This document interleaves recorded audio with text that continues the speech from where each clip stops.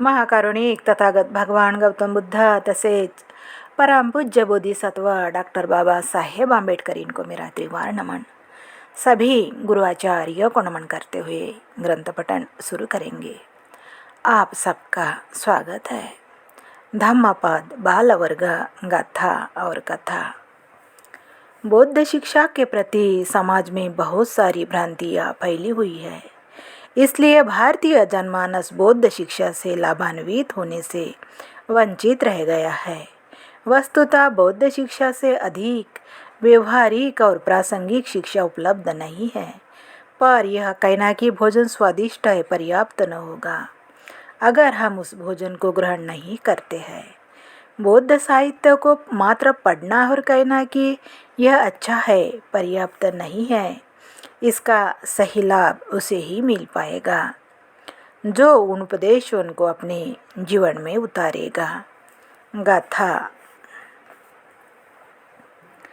चरंती बाला दुम्मेधा अतिथ्य नेवतना करंता पापकं कम्मा young होती कटुकं फलं। अर्थ, दुष्ट बुद्धि वाले व्यक्ति स्वयं ही अपने शत्रु है। वे अपने ही शत्रु बनकर घूमते रहते हैं और पापमय कर्म करते रहते हैं। उन पापमय कर्मों का कड़वा फल मिलना सुनिश्चित है। दुष्ट व्यक्ति अपना शत्रु स्वयं है। सुप्रबुद्ध कोड़ी की कथा। राजगृह में सुप्रबुद्ध नामक एक कोड़ी रहता था। एक दिन सुप्रबुद्ध धम्म सभा में ये किनारे बैठा हुआ धम्म प्रवचन सुन श्रोतापन्न को प्राप्त हो गया। उसका मन पुलकित हो उठा और वह शास्त्र को अपनी सफलता के विषय में बताने के लिए चल पड़ा। देवराज इंद्र ने इसे देखा तो सोचा कि सुप्रबुद्ध की परीक्षा लेनी चाहिए। अतः वह सुप्रबुद्ध के सम्मुख प्रकट हुआ तथा उससे कहा, सुप्रबुद्ध, तुम तो बहुत ही गरीब हो, अतः दया के पात्र हो। तुम सिर्फ इतना कह दो कि तुम्हें तथागत के त्रिरत्न बुद्ध धम्म एवं संघ में कोई श्रद्धा नहीं है, मैं तुम्हें धन से मालामाल कर दूंगा। सुप्रबुद्ध इस बात से खुश नहीं हुआ, वरना नाराज होते हुए कहा, अरे मूर्ख, निर्लज्ज, तुमने सोचा कैसे कि मैं दरिद्र, कृपण एवं दयापात्र हूँ? मेरे पास जब त्रिरत्न का धन उपलब्ध है तब मैं कृपण कैसे हुआ? मैं तो बहुत ही सुखपूर्वक जीवन जी रहा हूँ। मेरे पास प्रचुर मात्रा में धन है, क्योंकि जिसके पास श्रद्धा, शील, री, पाप भीरुता, श्रुत, त्याग एवं प्रज्ञा का धन है, वह दरिद्र कैसे हुआ? उसका जीवन तो पूर्णतः सफल जीवन है।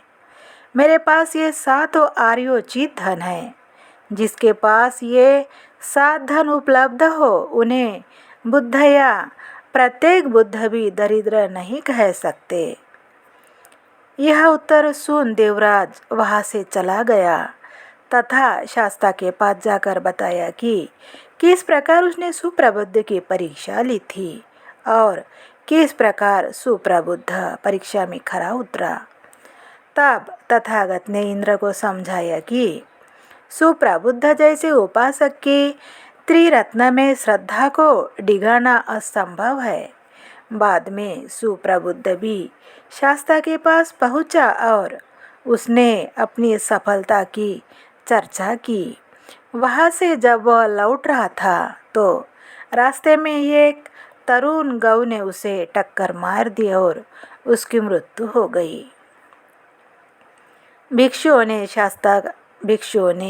शास्ता से सुप्रबुद्ध की मृत्यु का कारण पूछा।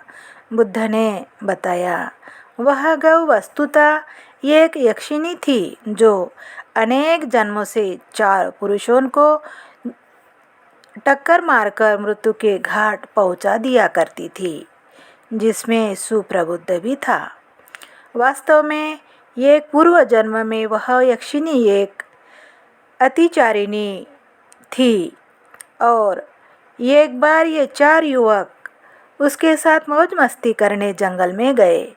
दिन भर उसके साथ मौज मस्ती किया और फिर संध्या होने पर सोचा कि क्यों न इस अतिचारिणी स्त्री के सारे आभूषण छीन लिए जाए तथा उसकी हत्या कर दी जाए। अतिचारिणी को जब वे मार रहे थे तब उसने भी प्रण लिया कि मैं भी अनेक जन्मों तक यक्षिणी का रूप लेकर इनके मृत्यु का कारण बनकर इससे बदला लेती रहूँगी। उसके अगले जन्म के विषय में पूछे जाने पर बुद्ध ने बताया कि उसका अगला जन्म तावतीस दिव्यलोक में हुआ है। वह किस कर्म के कारण कोढ़ी हुआ, इसका स्पष्टीकरण करते हुए बुद्ध ने बताया कि एक पूर्व जन्म में तगर ऋषि प्रत्येक बुद्ध को देखकर उन पर थूकते हुए उसने कहा था, यह कौन कोढ़ी जा रहा है। अपने इसी कर्म के कारण वह नरक में पैदा हुआ और इस जन्म में कोढ़ी हुआ। आप सबका मंगल हो।